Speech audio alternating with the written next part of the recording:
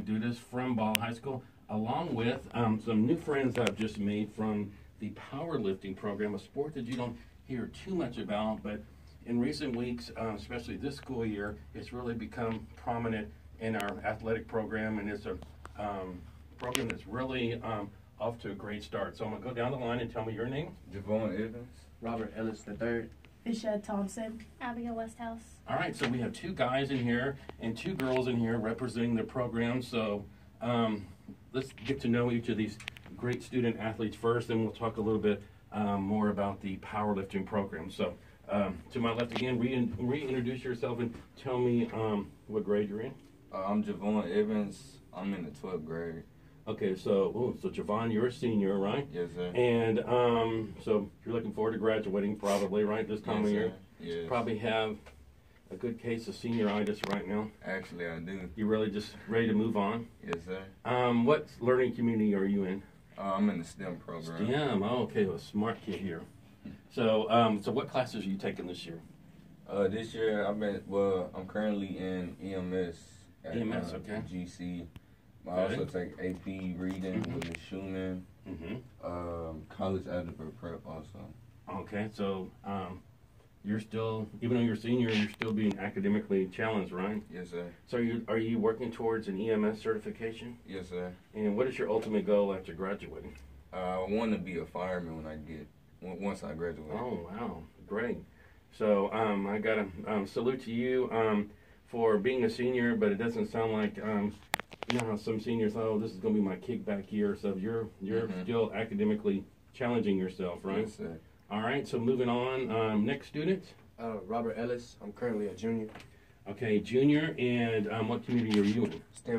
STEM too, okay, and what classes are you taking this year? I currently take college algebra, a lot of dual credit classes, and a lot of AP classes. AP classes, okay, so again, you're academically challenged too? Yes, sir. All right, so what is your favorite class? My favorite class, which is also one of my most challenging classes, Okay. is AP Economics. AP, oh yeah, I always hear that. And that's with Coach Key? Yes, sir. Yeah. Coach Key's a good teacher, but he will challenge you, right? Yeah. So, yeah, I was going to ask you both those questions. What is your favorite and the most challenging that you have to work really hard at? So it sounds like AP Economics, right? Yes, sir. And What makes it so challenging? What makes it challenging is just the material. It's all new material. It's not something that you can come in or already got a background in this.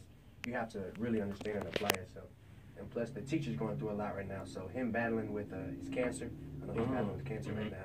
So it's like I'm fighting with him, and I got to fight for him. Well, that's very nice of you to say. All right, so in AP Economics, I'm assuming it's a lot of graphs and statistics and percentages and that type of thing too, right? Yes, sir. So you got to understand all that and probably be halfway good at math too, have a math mind too, right? Yeah. So that college algebra Really comes in handy. All right, so we skipped over that question with you. What is your favorite class? My favorite class, EMS. EMS, okay. Yes, Yeah, that'd probably be mine if I had your class load. And what class really challenges you that you have to really work hard at? College algebra prep and EMS. Okay, all right. Well, that's good. So those both keep you on your toes, right? Yes, sir. All right, moving down the line, our first young lady down there, reintroduce yourself. I'm Vashed Thompson. I'm a sophomore. Sophomore. Oh, Coach brought a good cross-section of students in here. All right. So you're sophomore. What community are you in? I'm in the biomed community. Biomed community. So what classes are you taking this year? I mostly take pre-AP classes and a couple AP. All right. And same question that I asked the guys. What is your favorite class? My favorite class would have to be AP Human Geography. AP Human Geography, okay. And that's probably with Miss Morrison? Oh, I have Mr. Beeler. Oh, Mr. Beeler, okay. Because I know several teachers teach that. So tell me a little bit about that class, that kids that don't know anything about AP, that class.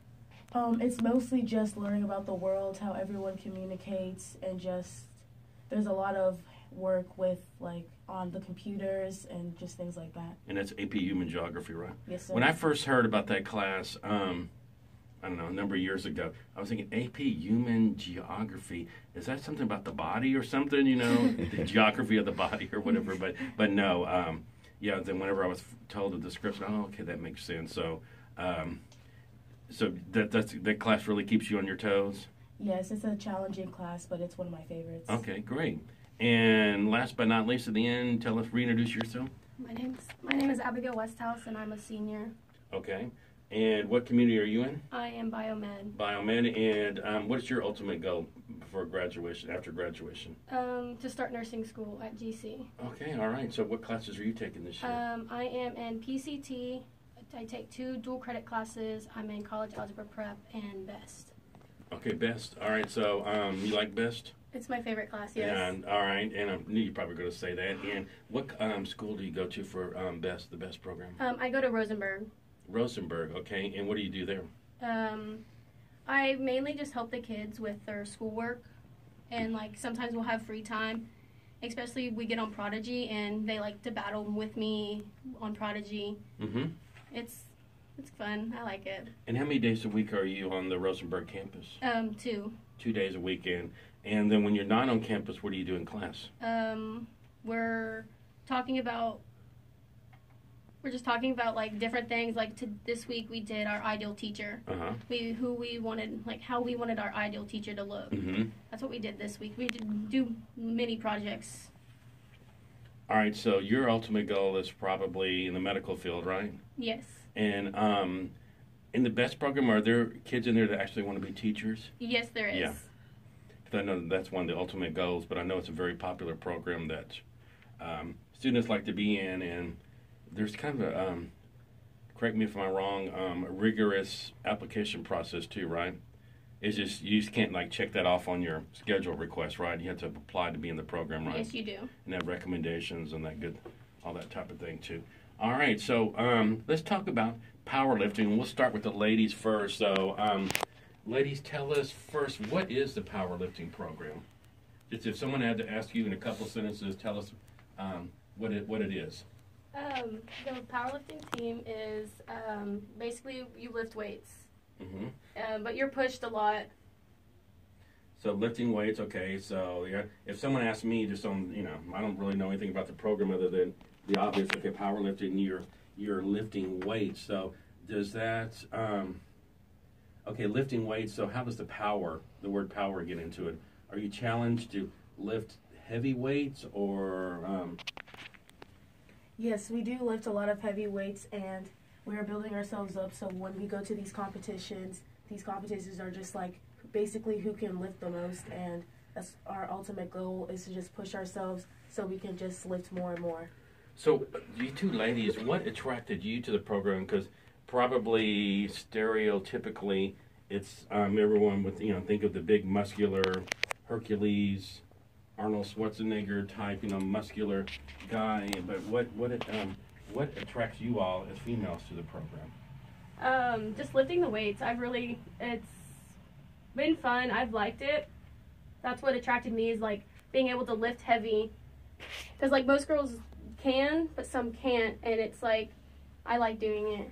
Mm-hmm. For me, it was a way to get better at volleyball, because I play volleyball both at club and for ball high, and I just saw it as an opportunity to get stronger, like help me with jumping higher, like having stronger arms so I could hit better, and just things to better myself.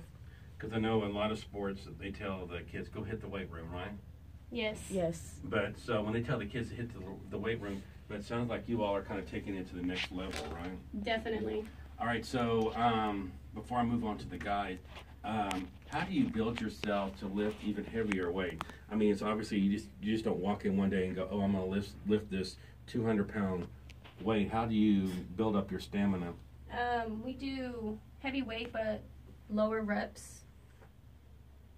I would say sometimes we have to start with the lower weight and do a lot of reps in that, so you're like used to it, and then that's when you start moving the weight, when when you realize it's getting easier for you, that's when you should start moving on the weight. So you start the lower weights, and once you kind of conquer that, go kind of push yourself, all right, and challenge yourself. So when you want to say, okay, I want to lift some heavier weight, what is the next step? Do you increase it by 10 pounds, 20 pounds, 50 pounds? I would say it really depends on how easy the previous weight was for you. Like, I know for me it's harder to move up on my deadlifts, but it's easier for me to move up on my squats. So on deadlifts, I would probably like keep moving up by like 5 pounds, but squats I could jump 10 to 20 pounds. All right, so here's another question. Being a female, you know, and obviously you're physically different than, you know, makeup than the guys. How does it make your training different than being a guy training? I think the training is the same. I don't see any difference between me and the guys doing the same training. Really? Okay. So you don't feel any difference? Mm-mm. I also believe that. I feel like whatever they can do, we can usually do. It's just being more careful and like just try not to hurt ourselves while lifting these weights. Yeah. So how do you prevent yourself from hurting yourself? You know, always say, you know, don't hurt your back. You don't want to obviously throw your back or pull muscles. So what type of precautions do you take? We have belts we wear around our waists. That helps us keep our back straight and not bending it over. And it's also just about always remembering your technique. Like there's a technique for everything, and forgetting that is how you get injured. To hold your back straight, that's like typical. It's just like if you're lifting a heavy box, right? Bend down, keep your back straight, right? Yeah, keep your back straight. Lift with your legs, right? Yes. Yes, have your butt low to the ground, right. So it's all legs and not your back when you're lifting. Exactly. All right, so moving on to the guy. Okay, so how long have you, before we finish up with the lady, how long have you been in the powerlifting program? This is my 4th year. Fourth year, wow. Yes, I've been here since freshman year. And this is my 2nd year. I started my freshman year. So we've been hearing more and more about powerlifting. You probably feel like it's kind of grown in popularity. Definitely. So in your 4 years, how have you seen a change? My freshman year, we weren't really that pushed, but especially my senior year, I've seen a difference, especially because we have new coaches too. Right. That are pushing us to Have some new blood in the program? Yes. They really are pushing us. They want us to get there. They want us to get to the state finals, regionals. Yeah. Okay. All right. Moving on to the guys. So how long have you all been in the program? This is my 2nd year. 2nd year? This is also my 2nd year. 2nd year. So what brought you to the program? Well, I've been knowing Coach O for 4 years, and to be honest, we really never bonded like this. So with Coach O, I'm comfortable with this program, and he encouraged me to join it. Good. Well, powerlifting wasn't my first intentions. I was actually a football player and a track star. So those two, and I felt I needed to get stronger. So at first it was all about getting stronger, but then we started going to the meets, and I figured I could really compete and make a move in the weight class that I'm in. So we just been working hard this year, and it's really pushed me to stay in powerlifting. All right, so lifting, what is the heaviest weight you've ever lifted? The heaviest weight I've lifted was 425 on deadlift. 425, yes, wow.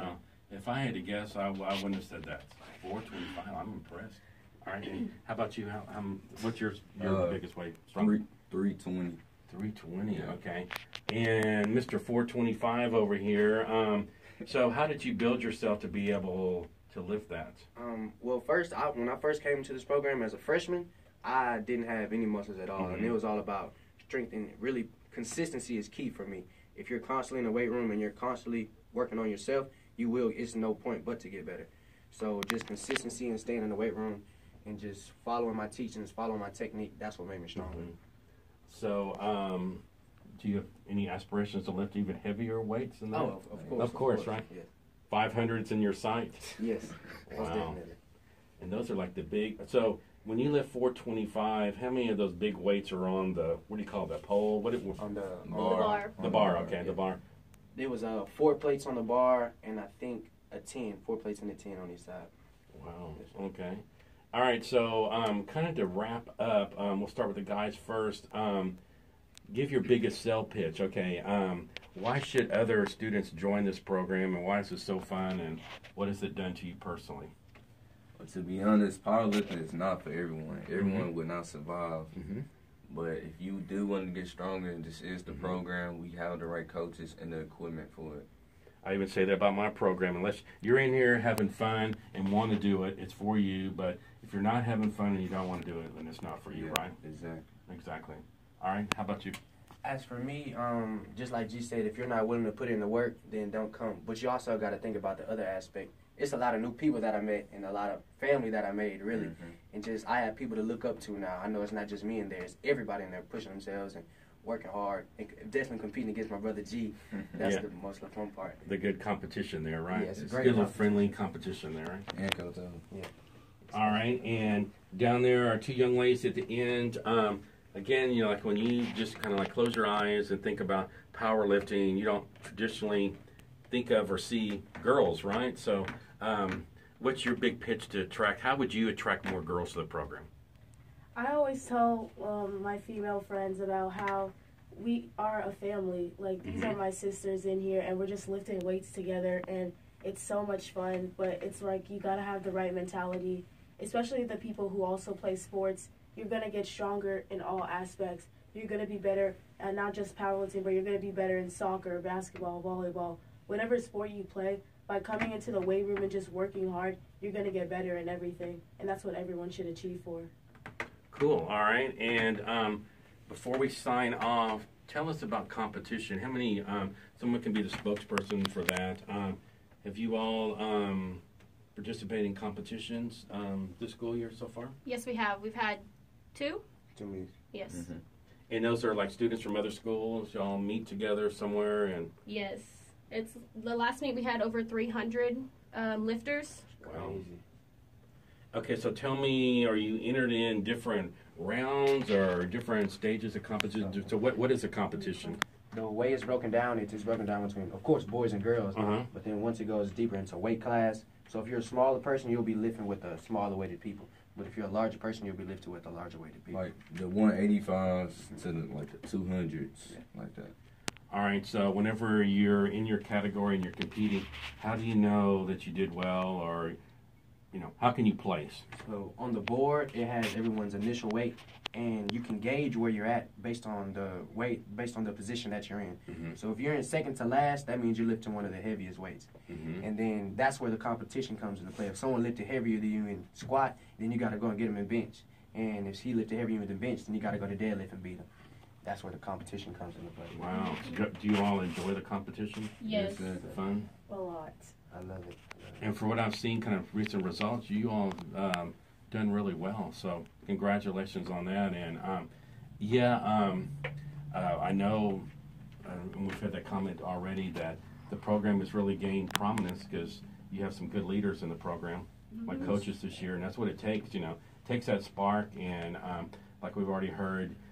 Sound like you've bonded with the coaches and stuff too. So, you know, as teachers and coaches, you know, we're always told and reminded that our programs, and one of the big ways for our programs to grow, you got to build those relationships with your kids. You know, where build that level of trust, and if coach asks you to step it up, you're willing to do that for coach, and that you trust your coach or teacher or whatever. So, congratulations on bringing prominence to the program, and sounds like you're just going to continually go up and up and up, and bring a lot more recognition to the program, to the school. Any final thoughts or that anyone wants to say? Wish us luck on Saturday. Okay, so that's your next one. So Yes, on sir. Saturday, all right. Yes. So this is being recorded on January. Today's the 30th of January, so that's the Saturday the 1st, right? So where is the competition at? It's at They're Wallace looking at High Coach School. right. Where's it It's at? at Wallace High School. It's in Wallace, Texas. Okay. Yeah. Wallace. Okay, so you're going to travel, right? Yes, sir. Yes. Get in the yellow limousine and go, right? So, Yeah. so it sounds like that's an all-day deal, right? So you go there Yes, and sir. probably leave early and come back Leave at when 3. In the morning. Yeah. 3 in the morning. Yes, Wow. Wow. Well, I guess you'll be sleeping, right? Bring your blankets and Oh, yeah. Yes. get some rest or whatever. Okay, but I just thought one last thing. Nutritional wise, are y'all on any special nutritional? Because Yes. if we had a camera, I know Coach is here doing a probably live feed on his phone, and there's another one going on, but this is being recorded. But if everyone could see, these are really physically fit, slim and trim students. So nutrition wise, what do you do to make yourself more nutritionally sound? Well, like me, I eat salads all day. Salads, Salads, rabbit food. You eat like a water, rabbit. yes. Water. Yes, sir. Sometimes peanut butter, things That's like good. that. Yes, sir. Protein and stuff. Mhm. So you try and stay away from sugars and stuff? I try. You try? Yes, sir. All right. What about you? And for me, well, the thing about with powerlifting is you have to be in a specific weight class. Right. And I know my brother G, he's going through it. If he gets into a lower weight class, he'll be able to compete at a higher level. So I know every day he's sending me videos him in 5 different shirts and 5 different shorts, trying to sweat off the weight and eating right. Like you said, see, like at practice, we wear trash bags under our clothes, and we wear like long sleeve shirts and dry fit clothes. I mean pants to help us sweat a lot, so I can drop down to a lower class. Oh wow, Yes, that makes me sweat just thinking about it. All right, ladies, any special diets or regimens that you're on? I just try to stay away from sodas and sugars. Yeah. I try to just get like a good balance of all the food, like good food I can get. I stay away from dairy, and I eat a lot of vegetables and protein, like chicken, salmon. Wow, y'all are setting yourselves up good for the rest of your life if you keep that dietary habits around. You'll continue to live healthy for a long life and make your doctors when you go in for physicals and stuff very happy when they go, what are you eating? Or you just stay physically trim. So congratulations on that. So all right, so good luck on Saturday, and congratulations for being great leaders in the program. And I know great things will continue to follow for us. You've been listening to a special edition of Tornado Spotlight on K-Tor, the Tornado, featuring powerlifting, and we will talk to you again soon.